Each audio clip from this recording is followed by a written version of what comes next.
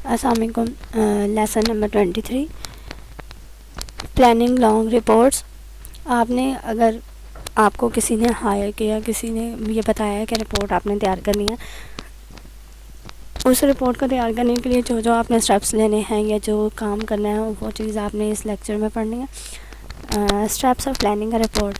जब आपने किसी रिपोर्ट के लिए फैक्ट्स को इकट्ठा करना है, उन बातों को इकट्ठा करना है, जो जो चीज़ें उन रिपोर्ट्स में आपने ऐड करनी है, लोगों को उस रिपोर्ट के थ्रू बताना है कि ये वाली चीज़ जो आप यूज़ कर रहे हैं वो अच्छी है, ये वाली बेटर है, ये वाली बेटर नहीं है। उनमें जो स्टेप्स आप लोगों ने फॉलो करना है वो ये हैं: define the outline and purpose. जब तक आपके पास आउटलाइन नहीं होगी, पर्पस नहीं होगा, आप रिपोर्ट तैयार नहीं कर सकते। आपको नहीं पता कि आपने किस बारे में, किस बात पर रिपोर्ट तैयार करनी है। आपके पास सबसे पहले आउटलाइन होना चाहिए या पर्पस होना चाहिए जिसके थ्रू आपने एक रिपोर्ट तैयार करनी है। उसके बाद नेक्स्ट आपके पास होना चाहिए outline the issue for the investigation. वो इशू, वो बात उठानी है, आपने उस बात को आउटलाइन करना है, अंडरलाइन करना है, जिस बिना पर आप रिपोर्ट तैयार कर रहे हैं, आप इन्वेस्टिगेशन कर रहे हैं, उस चीज़ को आपने हाईलाइट करना है। Prepare a work plan. आपने फिर ख़ुद को ही प्लान वर्क काम करने पर आमादा करना है। उस काम को करने के लिए जो जो स्टेप्स आपने फॉलो करने हैं उनको आपने वर्क प्लान करना। अब ये नहीं हो सकता कि आपने उन पर जो आपको इशू दिया गया है उसका आप पहले कंक्लूजन दें, उसके बाद उस पर रिसर्च वगैरह करें। तो यूँ वो जो स्टेप्स होते हैं वो वर्क प्लान के थ्रू ही होते हैं। जैसे जैसे आपने काम करना है, स्टार्टिंग में आपने उसकी जो प्रॉब्लम आपको दी गई है, इशू दिए गए हैं, उसमें आपने रिसर्च करनी है कि हाँ जी ये मसले, इस बिना पर ये मसले आप लोगों को दरपेश हो रहे हैं, वो सारे वर्क प्लान में शामिल होते हैं। Conduct research. आपने सारी बातें, जब वर्क प्लान लिख लिया तो उसको आपने रिसर्च के थ्रू ही किसी भी रिपोर्ट को तैयार करना है। लास्ट में आपने एनालाइज़ करना है, इंटरप्रेट करना है। एनालाइज़ का मतलब होता है तज्ज़िया करना। जो आपने इंटरप्रेट करना है उसके बाद उसकी तशरीह करनी है, हाँ जी, कंक्लूजन्स देना है कि आप लोग ये काम करेंगे, इस तरह काम करेंगे तो आपको बेटर प्रॉफिट होगा, बेटर आपका काम होगा।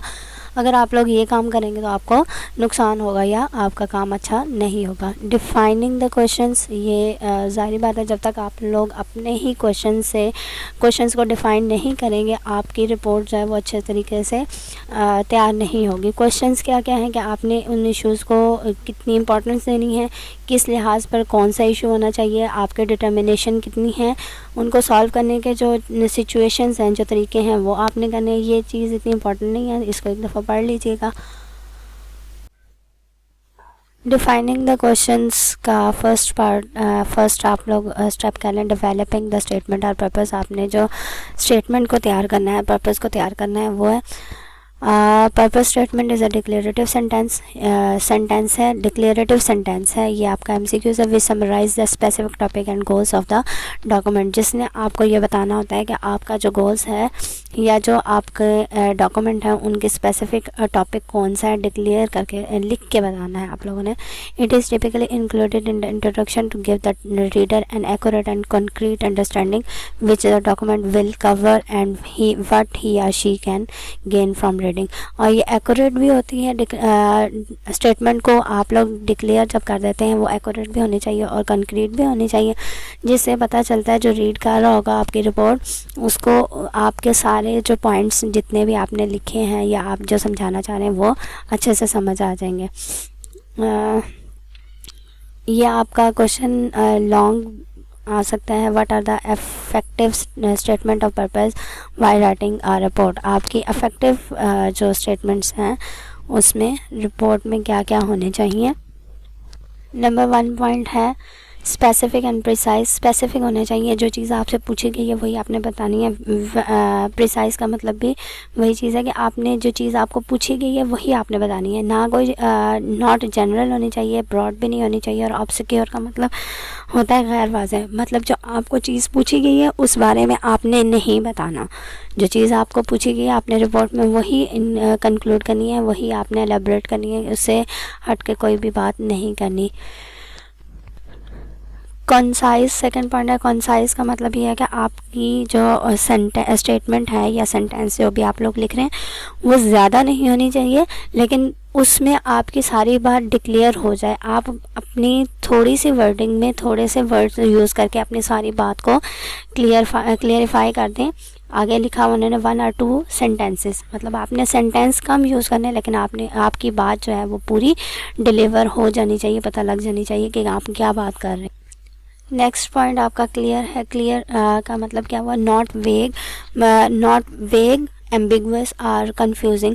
एम्बिगुअस का मतलब होता है मशकूक, ठीक है ना। मतलब वही बात हुई कि आपकी बात लिखी हुई चीज़ ऐसी ना हो कि इंसान दो पॉइंट ऑफ व्यू से उसको लेने पर मजबूर हो जाए। जो आप बताना चाह रहे हैं वही बात आपने लिखनी है, उसी स्टाइल से लिखनी है। एम्बिगुअस नहीं होनी चाहिए, मशकूक नहीं होनी चाहिए। अब मैं कहती हूँ वो रोज़ स्कूल जाता है, ठीक है ना, तो वो रोज़ स्कूल जाता तो है, लेकिन जाके क्या करता है, आगे से हमारी बात रुक गई है।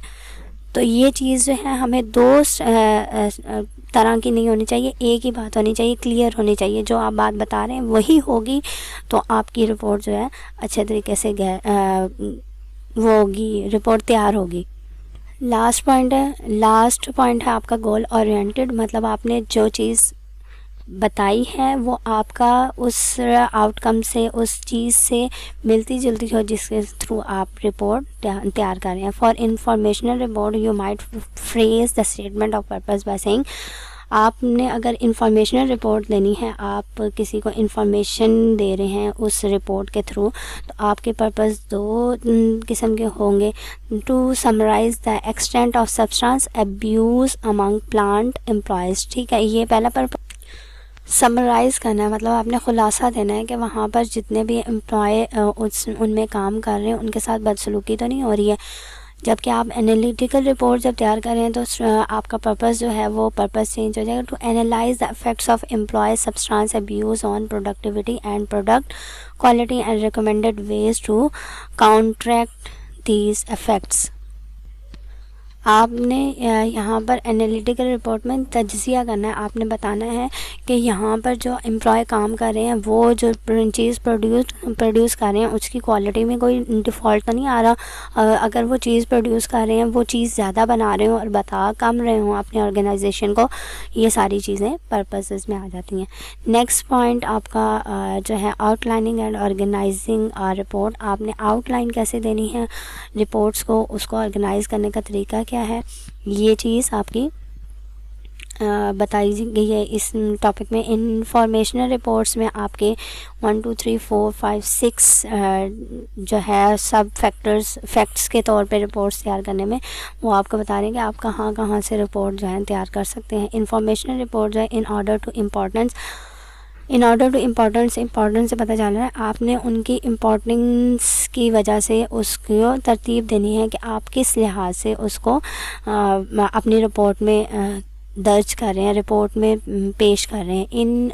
If you are reviewing 5 product science, ठीक है ना, अगर आप 5 प्रोडक्ट्स को देख रहे हैं तो आपने उनकी इम्पॉर्टेंस जो है वो किस लिहाज से दे सकते हैं, इंक्रीजिंग ऑर्डर से भी दे सकते हैं। द अमाउंट ऑफ रेवेन्यू, मतलब जितनी वो रेवेन्यू इनकम आमदनी हासिल कर रहे हैं उनकी इंक्रीजिंग ऑर्डर से आप लोग इम्पॉर्टेंस बता सकते हैं कि हाँ जी इतनी पहले ये वाली प्रोडक्ट है इसकी 500 जो है उनकी आमदनी आ रही है, नेक्स्ट वाली जो प्रोडक्ट है उसकी 1000 रुपये आमदनी है, इसी तरह उससे थर्ड वाली जो है उसकी 1500 है, फोर्थ वाली की 2000 है और फिफ्थ वाले की 2500 है। तो ये उनकी इम्पोर्टेंस होगी ऑर्डर के लिहाज से कि उनकी आमदनी किस लिहाज से इंक्रीज़ हो रही है।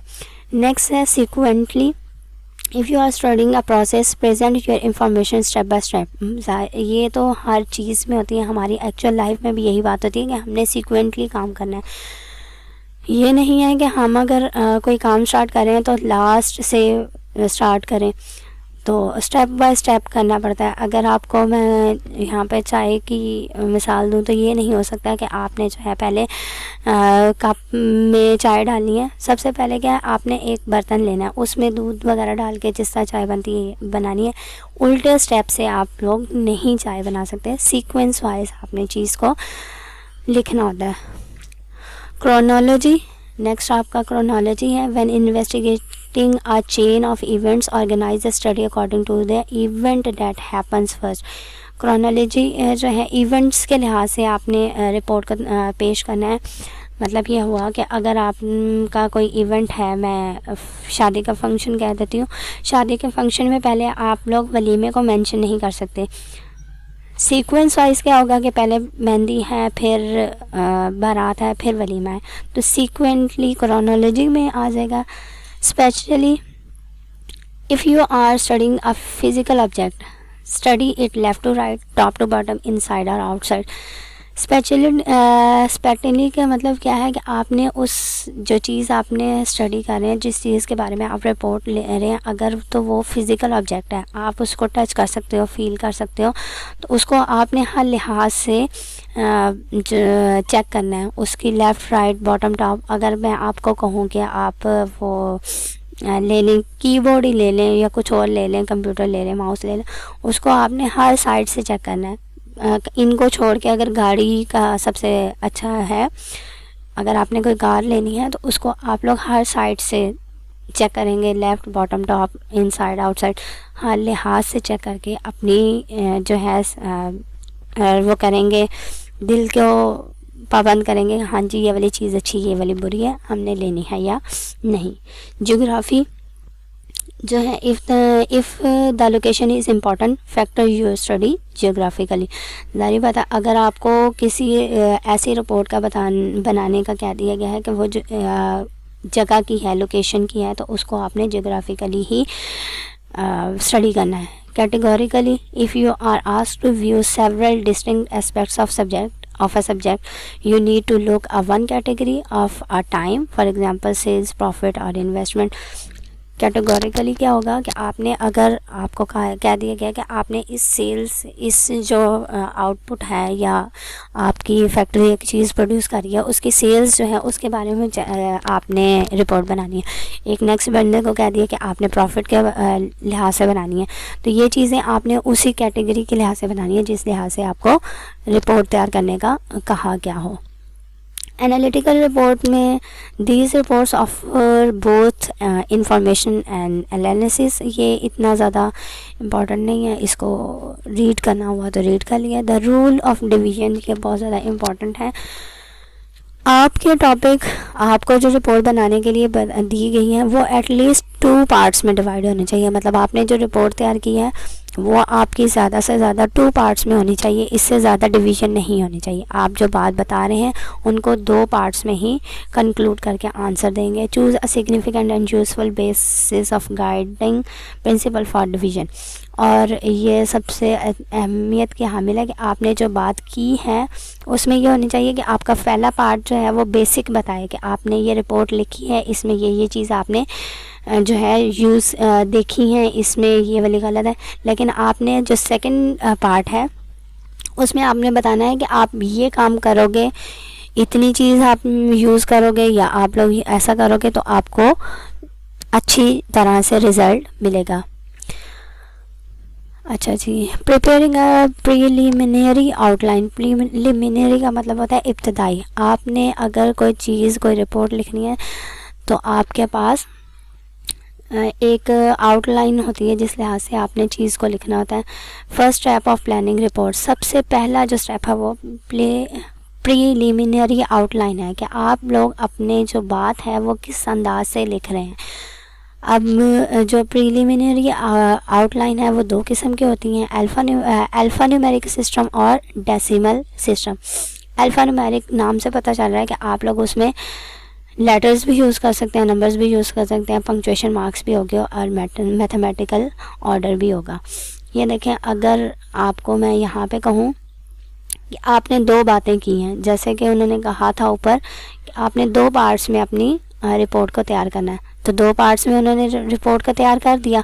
लेकिन अगर वो कह रहे हैं उस पार्ट्स में उन्होंने और बातें ऐड करनी है, और बातें बतानी है, तो एक सिंपल बात है कि माय नेम इज़ हमना, ये बात ख़त्म होगी। लेकिन आगे अगर वो चीज़ बताना चाहेंगे आपने आई स्टडी इन मास्टर्स, क्या नाम है, मास्टर्स की कर रही हूँ, तो उसमें आगे आपने बुक्स का हवाला देना हो कि हाँ जी मैं ये बुक्स दे रही हूँ, तो बी का 1 2 अल्फ़ा न्यूमेरिक नंबर्स यूज़ होंगे। 1 2 ये वाली जो आपकी लाइन है ये सब्जेक्ट्स को डिक्लेयर करिए कि आप कौन कौन से सब्जेक्ट पढ़ रहे हैं।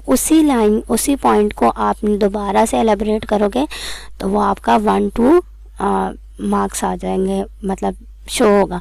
उसके बाद सी है। नेक्स्ट आपके सेकंड पॉइंट में ए बात आपने की है, उसमें ए की बात जो है 2 है, मतलब आपने बता दिया कि हाँ जी I am studying in masters या जो भी आप कर रहे हैं। तो उसमें जो बुक्स आपने बताई थी, बुक आपको मैं अगर कहती हूँ ENG 201 है, तो 201 में आप लोगों ने जो आगे बतानी है कि हाँ जी इसके जो लेसन्स हैं वो बहुत ज़्यादा टफ़ हैं या इसमें लेक्चर्स में बहुत ज़्यादा अच्छी चीज़ें आपको बताई, उसको एलेबरेट करने के लिए आप जो पार्ट यूज़ करेंगे वो स्मॉल लेटर ABC को यूज़ करेंगे। नेक्स्ट डेसिमल सिस्टम जो होता है ये सिर्फ आपने 10 सिम्बल्स को यूज़ करना होता है, 1 2 3 4 5 6 7 8 9, ठीक है ना। और ये जो है आपके एंड 0 भी इसमें शामिल होगा, 0 से लेके 9 तक आपकी ये डेसिमल सिस्टम्स होता है। और अगर आप नोट करें तो ये वाली जो हमारी डेसिमल सिस्टम होता है ये हमारी बुक्स में बहुत ज़्यादा इंक्लूड होता है। अब जैसे कि 2 पार्ट्स में उन्होंने डिवीज़न किया 1.0 और 2.0। 1.0 में उनके पास उन्होंने इसी 1 को इलेबोरेट करना है, 1.1 और 1.2 में किया, मतलब 2 बात 1.0 की हैं। और 1.21 आगे से फिर एलेबोरेट हो रहा है, 1.2 फिर से एलेबोरेट हो गया, 1.21 हो गया और 1.22, मतलब इन 1.2 की 2 आगे से और एलेबोरेशन है। फिर आगे से 1.3 नेक्स्ट बात स्टार्ट हो गई है। 2.0 की उन्होंने 2 बात की हैं, ठीक है। 2 बातों में 2.1 की आगे से फिर एलेबोरेशन हो रही है, तो 2.1 हो गया और 2.12 हो गया। जबकि 2.11 को फिर से उन्होंने एलेबोरेट किया तो 2.11 और 2.12, मतलब 2 बातें फिर से एलेबोरेट हो गई हैं। प्रिपेयरिंग अ वर्क प्लान, आपने वर्क प्लान प्रिपेयर करना है। Work plan for report writing is very important. जब तक आप लोग वर्क प्लान नहीं करेंगे रिपोर्ट राइटिंग के लिए, आपकी रिपोर्ट तैयार नहीं होगी। It can be prepared by decision of sequence of task to be accomplished including sources of information required, experiments, restrictions of time etc। मतलब ये सारी चीज़ें आपने वर्क प्लान में शामिल करनी है। आपको ये जितना टाइम दिया गया आपने उसी टाइम पे रिपोर्ट तैयार भी करनी है, उसमें एक्सपेरिमेंट भी करने हैं, उसमें एडिशनल एडिशनल फॉर्म्स भी देनी है जो आपने रिपोर्ट में देनी है। और ये वाली सारी चीज़ें आपको वर्क प्लान के थ्रू ही मिलती हैं। कंडक्ट रिसर्च, आपने रिसर्च को जब कंडक्ट करना है तो रिसर्च कितने वे से हो सकती है, डॉक्यूमेंट्स के थ्रू हो सकती है, ऑब्जर्वेशंस के थ्रू हो सकती है या सर्वेस के थ्रू हो सकती है। तो the ways of collecting primary data are, 3 किस्म से आप लोग जो हैं अपना रिपोर्ट तैयार कर सकते हैं। डॉक्यूमेंट्स क्या है, documentary evidence and historical records are of source of primary data. Primary क्या होता है, आपके फर्स्ट जो है डेटा इकट्ठा करने का सबसे अच्छा जो है कि आप उनके डॉक्यूमेंट्स या हिस्टोरिकल रिकॉर्ड्स देख लें। एक फर्म में आप जाओ, उस फर्म के आपने रिपोर्ट तैयार करनी है, उस फर्म्स के अगर आप हिस्टोरिकल रिकॉर्ड्स देख लोगे जो उन्होंने तैयार किया होता है, तो आप लोग अपनी रिसर्च को कंडक्ट कर सकते हैं। ऑब्जर्वेशंस है, observation applies your 5 senses and your judgement to investigate. हमारी 5 सेंसेस हैं, जाहिर बात है जब तक हम लोग 5 सेंसेस को यूज़ नहीं करेंगे हम लोग किसी ऑब्जर्वेशन पे नहीं पहुंच सकते।